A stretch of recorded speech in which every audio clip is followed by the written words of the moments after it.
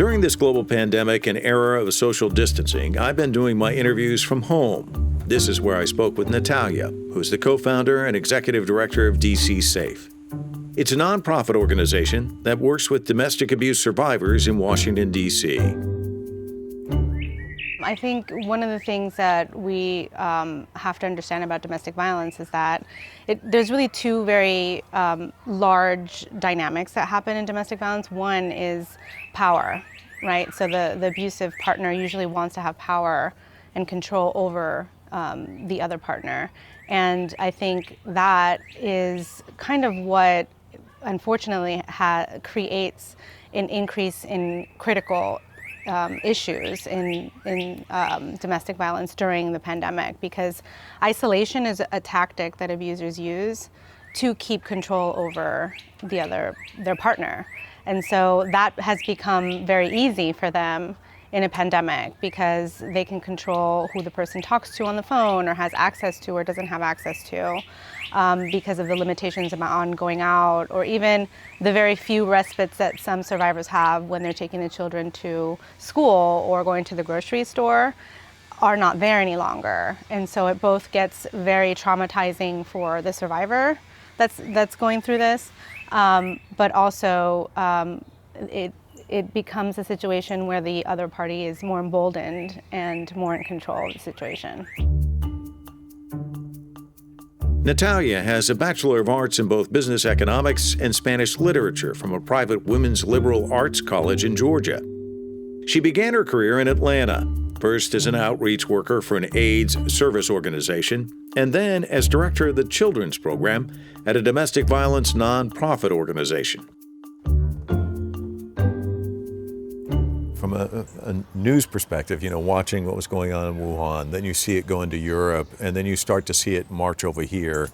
I'm wondering how your perspective would be different than others, because you probably saw all these ingredients, kind of this mixture, this cauldron, if you will, in advance. I mean, what were your fears, and were they spot on?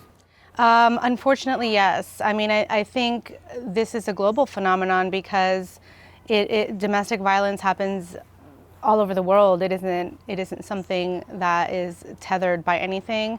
There are cultural elements to it, but it's just, unfortunately, it's now like a human issue, right? It's like anything else. But I think for me, what was concerning is that I felt that this would play out very similarly to other types of natural disasters, for example, like Hurricane Katrina and everything that we saw going on with gender-based violence after that. So I knew that was going to happen. That definitely did. My biggest concern was really an increase in critical cases, more severe interventions having to have happened. So I think what we see is an increase in the number of clients that are coming in with extreme or visible injuries. There's more severity in the abuse. The frequency is lower. There's more risk. And unfortunately, here in the district, we've seen a very sharp increase in domestic violence homicides. And so we've seen women losing their lives at a rate that, to be honest, in the past decade has been unprecedented. So there's definitely, my worst fear happening. And for somebody on the front lines who wants to prevent that, how difficult is that there's only so much you can do, but it's coming. It's like the tsunami. There's no way to prepare in some respects, right? That's true. I mean, I think, I have to really say that I've been so I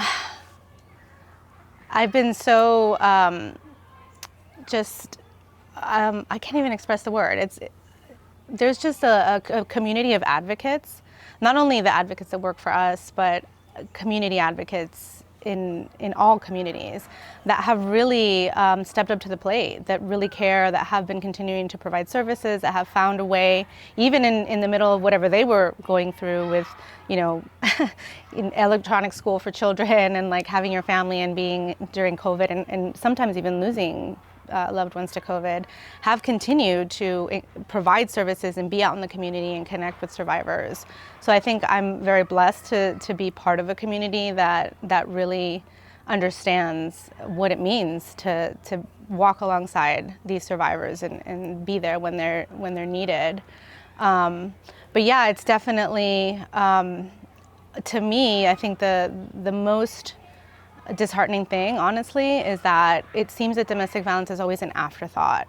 So even when we've had a lot of national conversations, for example, around police brutality and everything that was going on in our country around that, we haven't really even talked about domestic violence within the context of police and how their interaction with survivors plays into whether or not they seek services again, or whether or not they're safe, or whether or not they want to have those interactions.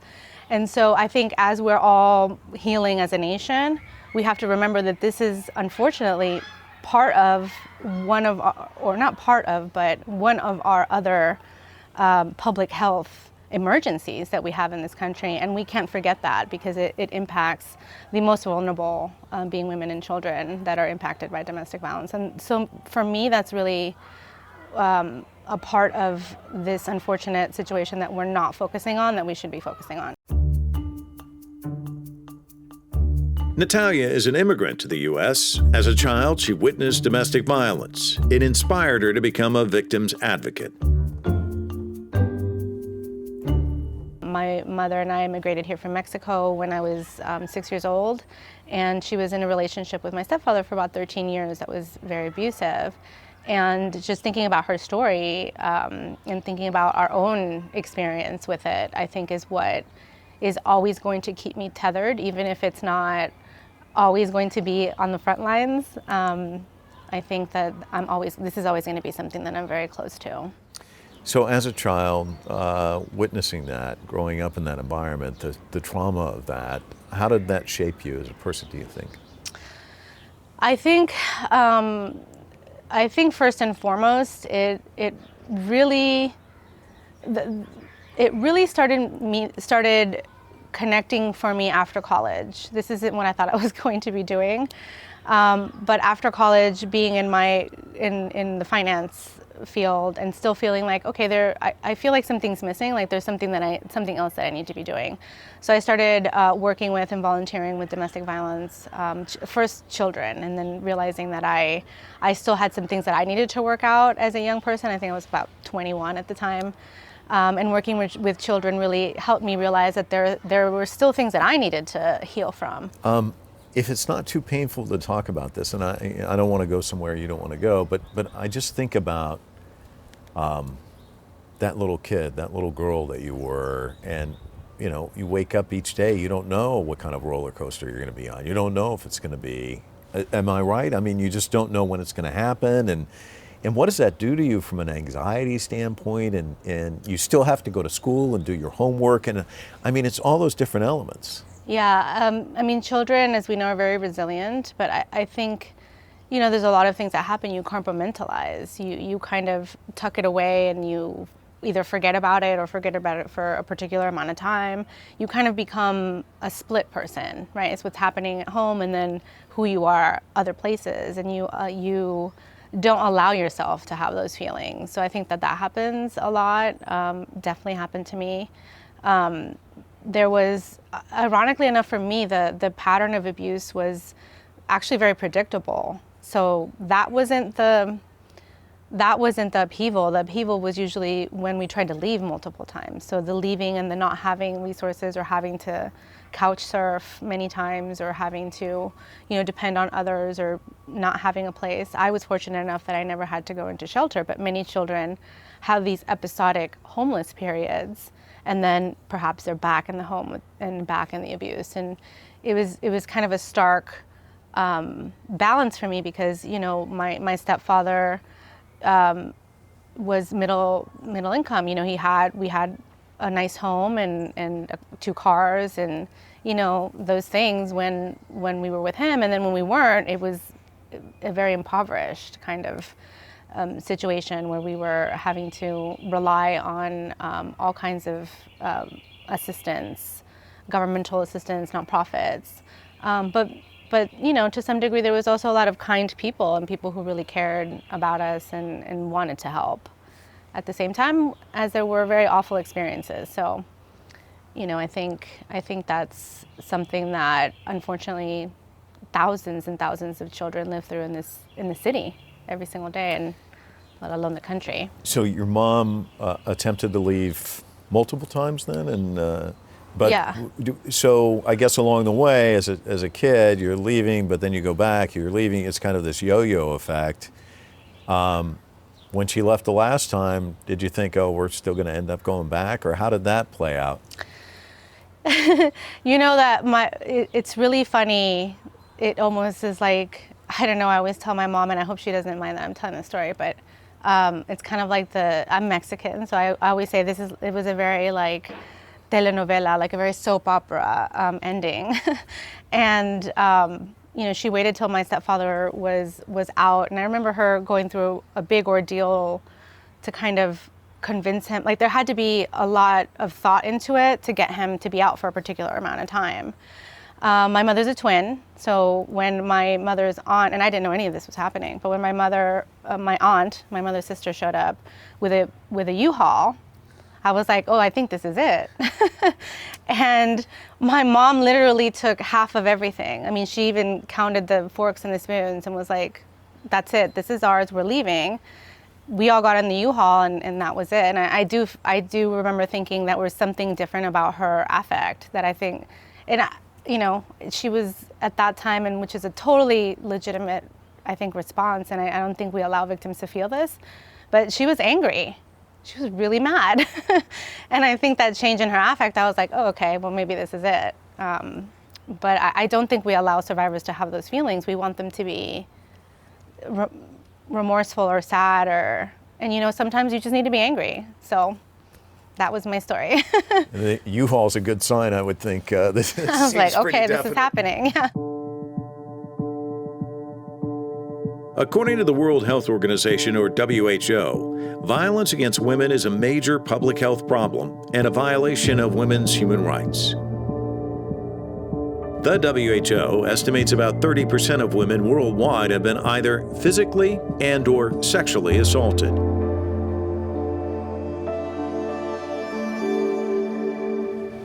So interesting talking to you about your experience and thinking about a little girl and how she's impacted, how your mom's impacted. But this has an impact on society as well. Can you talk about that? Yeah, I think there's a lot of impacts. I consider this to be a public health issue. So anything from the resources that it takes to help a family. One family might have multiple visits to the emergency room. They might have children who are truant. They might have children who are not getting the education that they need. There might be other issues of homelessness in their life. And so not only is it a financial burden on society, but it also really, it has this kind of snowball effect in the sense that one family can have 2 to 3 children, and those children are going to either potentially be abusive or be in abusive relationships. And so as we grow as a society, more and more people are affected by domestic violence. It's very rare to find somebody that's never met anybody at all that has gone through domestic violence. A friend of mine once said, it's interesting that I talk to a lot of people, and I know a lot of survivors, and I know people who have gone through this, but I don't know anybody who has ever admitted to be abusive. Like, I don't know any person who is abusive. So how is this happening? Yeah. In a sense. So yeah, it's something we really have to contend with and be really honest with ourselves about as a society. Lockdowns during the COVID-19 pandemic and its impacts have increased the exposure women have to their abusive partners.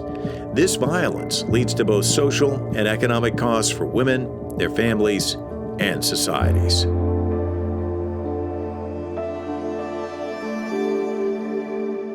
So we're not having that conversation.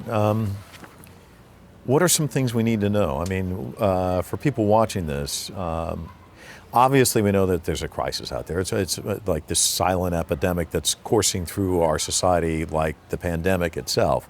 But what are, you mentioned police, how they respond. I mean, talk to us about some of the things that we just don't get. I think one of the most interesting things about domestic violence is that there is no pattern there's no cookie cutter victim or cookie cutter survivor. It really honestly can be anybody in our communities, that from all different walks of life.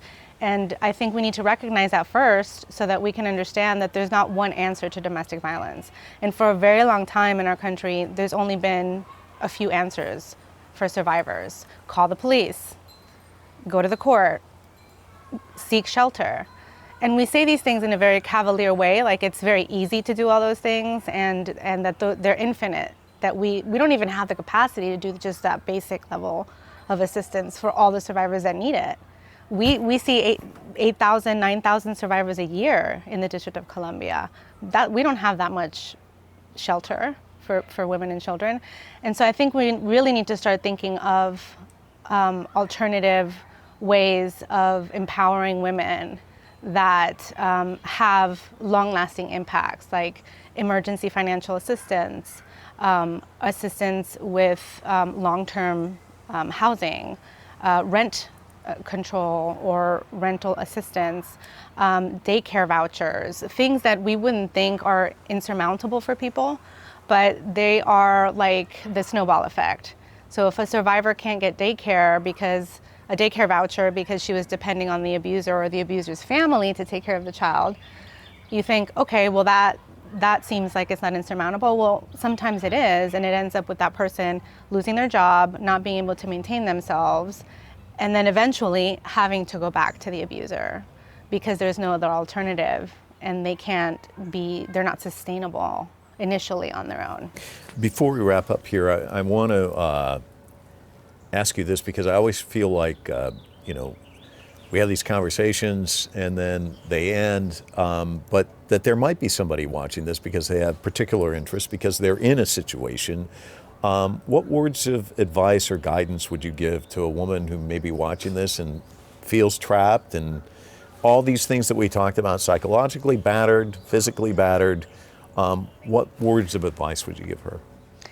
I would say to try, especially during these times when people are not allowed to move freely and there's a lot of isolation, to really try and find the support system, whatever support system you may have. I recently connected with a person who emailed me personally through our website and said, I have a friend, or not even a friend, somebody that I see around the building. I think she is suffering from domestic violence. I'm worried about her. Sometimes I see her in the laundry room. And I had a conversation with her and I said, it's really important that she knows that you support her, and but you're not pressuring her, that you're there if she needs you. And so an interaction with her in the laundry room resulted in this person getting assistance. So I would say, think about the people around you and figure out who you can trust, and if there's somebody that you can connect with and seek support from, that's important. It's also important to really center yourself and try and find that space to think through, and it's hard, right? But to think through what your next steps may be, and have a plan, and many times also try and think about whether you are at higher risk and whether this is feeling different to you, and that it's probably not unrealistic, that it might be different and that you might have to take a first step forward. And really, ultimately, that there are tons of people, at least in our community that I know, and organizations and helplines and places to seek support, and that it is going to be scary and it's going to be hard, but that there is help out there, and a lot of people who care. Thanks so much. Thank you. It's been a pleasure.